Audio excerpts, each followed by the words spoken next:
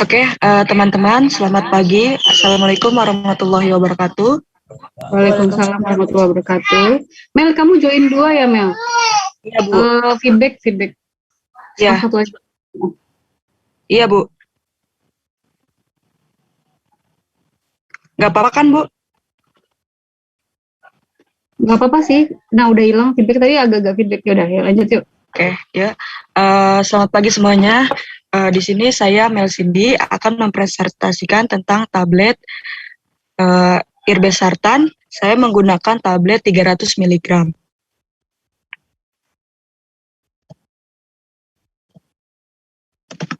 Oke, di sini untuk packagingnya muncul kan slide-nya ya.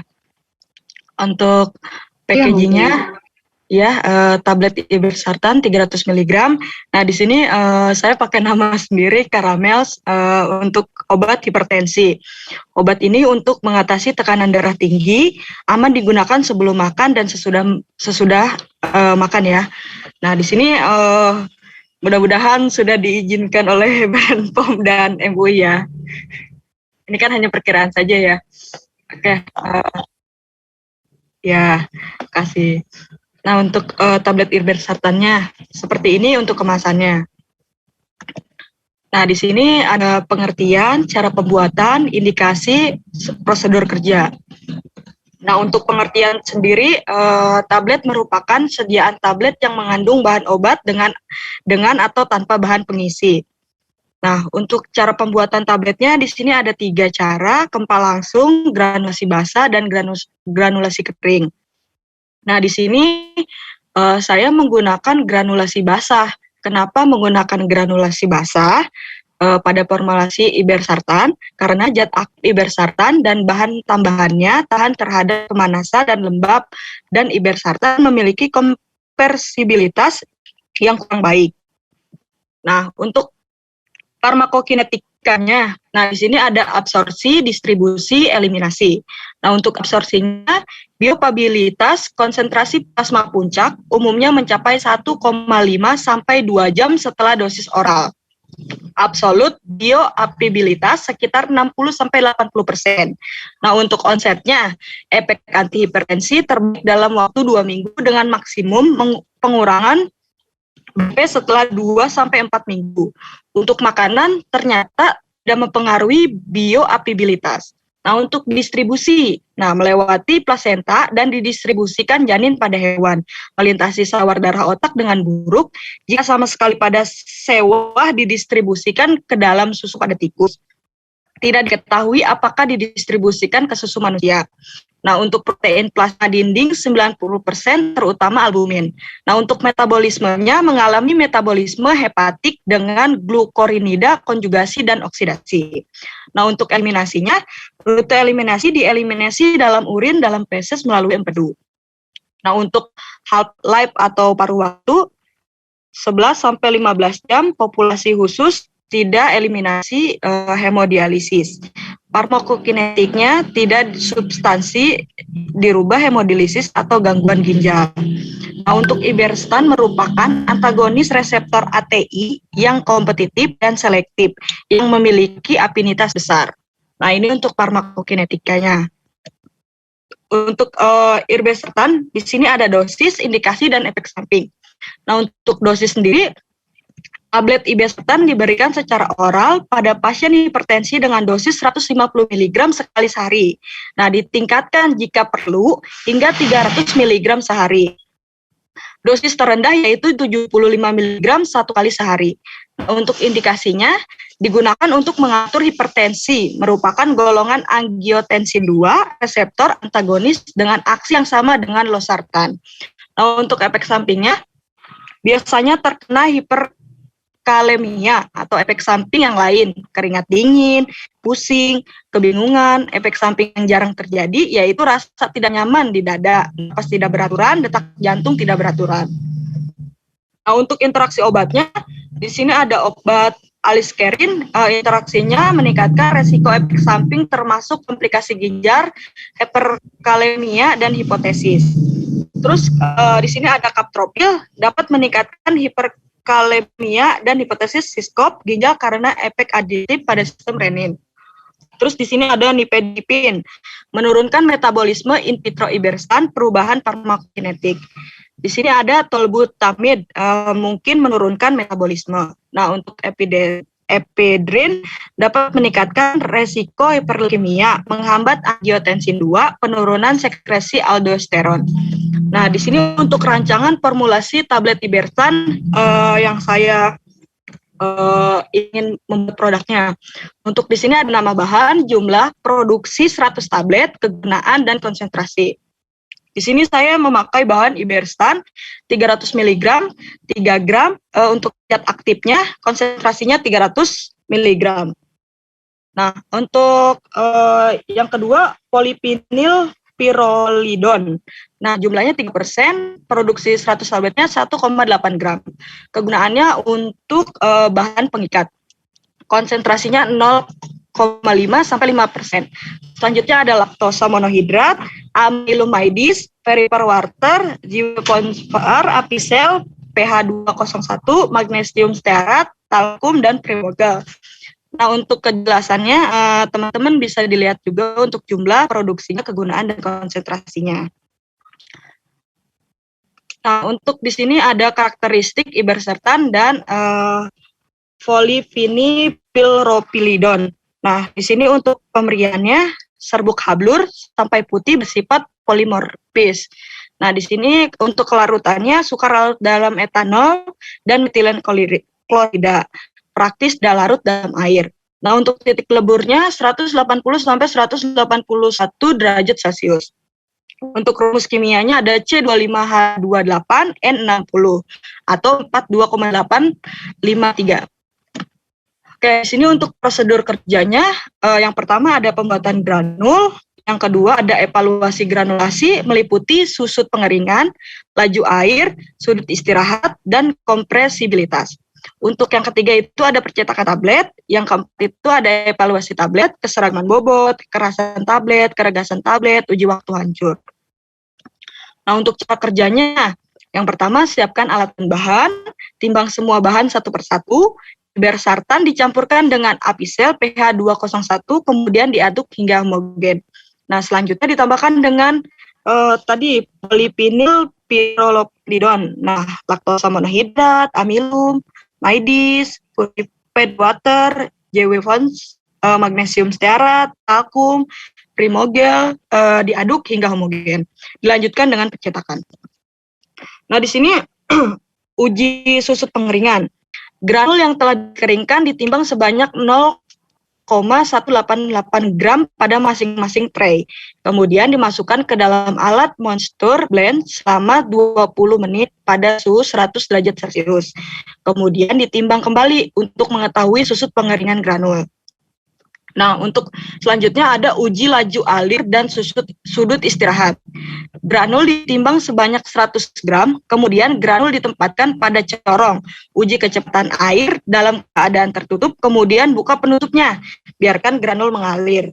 Catat waktu yang dibutuhkan granul untuk mengetahui corong dengan gram per detik.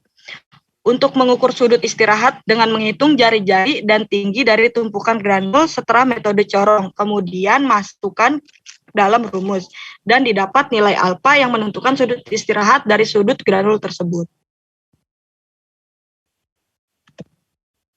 Nah, di sini ada uji alir dan sudut istirahat. Nah, di sini untuk waktu alirnya 5,97 detik, berat serbuknya 100,0203 gram, diameternya 14 cm, jari-jarinya 7 cm, tingginya 3,5 cm. Untuk rumusnya laju alir W per T. Laju alirnya 56,662 gram dibagi 26 detik, sama dengan 2,1793 gram per detik. Untuk sudut istirahatnya, tan alfa sama dengan 2H dibagi D. Nah, 2 dikali 4,6 cm dibagi 17,1 cm. Hasilnya 0,538. Di alfa menjadi 28,280 derajat. Nah, untuk selanjutnya uji kompresibilitas. Perhitungannya I sama dengan VO dikurang VT dibagi VO dikali 100%. Untuk granulasnya dimasukkan ke dalam gelas ukur 100 ml, kemudian granul dimanfaatkan sebanyak 500 kali ketukan dengan alat tap density tester. Catat volume uji sebelumnya dimanfaatkan dan volume setelah dimanfaatkan dengan pengetukan 500 kali. Nah, untuk PO-nya di sini 131 mili, untuk PT-nya 82 mili.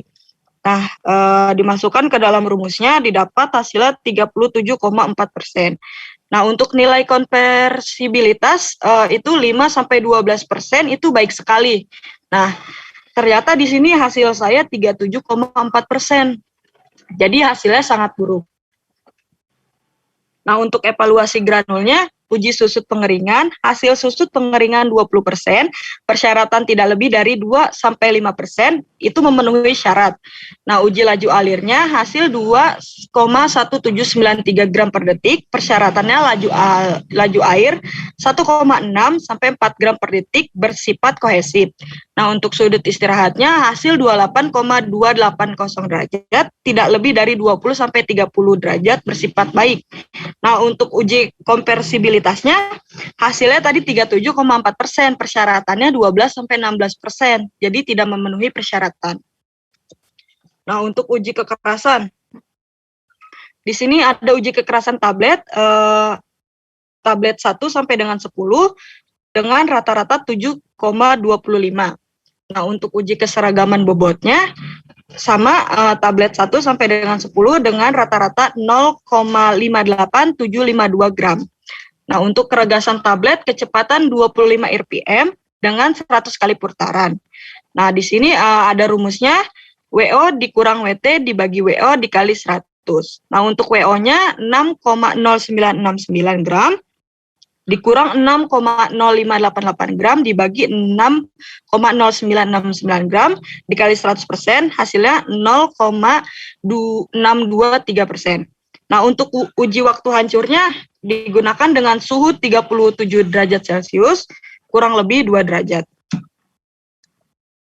Nah, untuk evaluasi tablet, yang pertama, uji kekerasan hasil 7,25 Newton, persyaratan kekerasan tablet sampai 4-8 Newton, memenuhi persyaratan. Untuk yang kedua, uji keseragaman bobot rata-rata 10 dengan tablet ibersartan 0,58752 gram.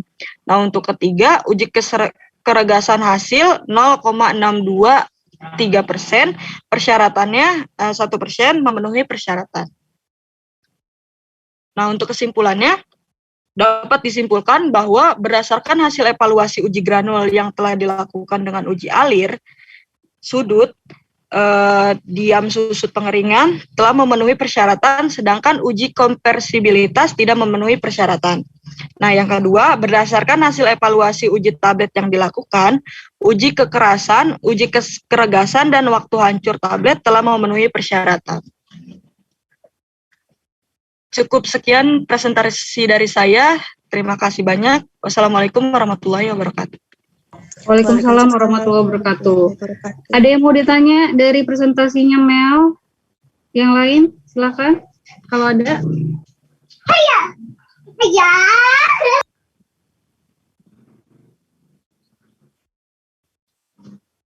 Nggak ada, kalau begitu saya yang tanya. Mel, jadi ini kamu ceritanya bikin tablet konvensional ya?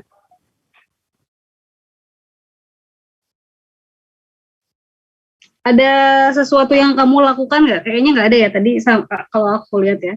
Kalau saya lihat dari presentasinya, ya, Bu, ada Bu. Kamu bikin tabel kompleks. Kamu tahu nggak permasalahannya irbesartan itu apa? Dia BCS kelas berapa, Mel? Kenapa, Bu? Dia BCS kelas berapa? Bioavailability class systemnya kelas berapa? BCS. Tahu, Bu. Nah, padahal itu penting ya. Irbesartan ini BCS kelas 2. Kelas 2 masih ingat nggak? Apa? Permeabilitasnya tinggi, tapi kelarutannya rendah, gitu ya. Kelas 2 tuh. Coba diingat-ingat lagi ya. Di kuliah saya yang di Solution Enhancer kan udah pernah dijelasin ya. Jadi pertama, masalah yang ada di si irbesartan ini, dia praktis tidak larut dalam air kan, tadi udah dilihat. Kemudian kita tahu bahwa obat yang memiliki kelarutan rendah akan sulit terdisolusi, sehingga memperlambat onset yang dicapai oleh obat. Walaupun kalau tadi dari PPT-nya Mel ya, walaupun kalau saya lihat ya, data bioavailability-nya itu cukup tinggi, 60-80%, namun onsetnya ya, onset, apa onset? Mel? Apa Ya, itu Bu, onset? onset itu untuk menggambarkan waktu permulaan munculnya suatu obat gitu, Bu. Efek, ya. Gejala ya, Bu, gejala. Waktu untuk obat mencapai efek onset ya. Jadi walaupun bioavailability-nya si irbesartan itu cukup tinggi, 60-80%, datanya ya. Tapi onsetnya itu cenderung cukup lama ya. Tadi kamu sih nulisnya berapa sih? 2 jam gitu. Sebenarnya enggak ya. Yang benar itu dia 2-4 jam. Cukup lama.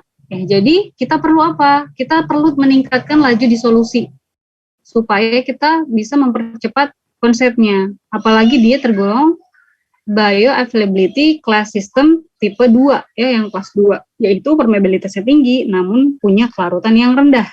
Maka kita ingin tingkatkan kelarutannya. Misalnya salah satunya dengan menggunakan sistem dispersi padat. Kan pernah tuh saya kasih tahu ya, bahas jurnal. Sistem dispersi padat bisa meningkatkan kelarutan sampai berapa persen tuh, sehingga efeknya tercapai gitu di dalam tubuh. Adapun untuk metode cetaknya bebas ya, apa aja. Tadi itu apa Mel? Kempal langsung ya? Granulasi basah, Bu.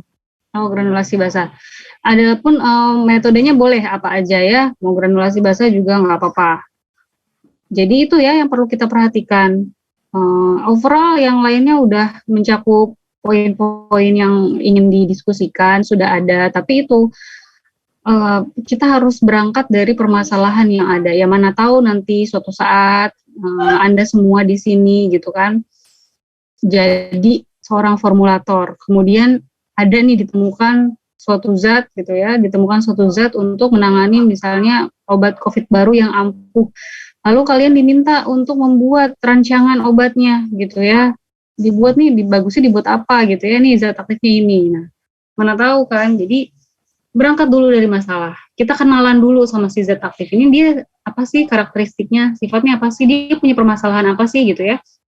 Nah, supaya bagus, rancangan kita buat apa. Nah, itu ya, kita berangkat dari masalah. Kalau si irbesartan ini tadi, dia kelarutannya rendah ya, kelarutannya rendah, walaupun permeabilitasnya tinggi. Untuk itu kita perlu atasi, kita akali nih supaya kelarutannya baik gitu. Oke, itu aja. Yang lain mungkin ada yang ingin ditanyakan?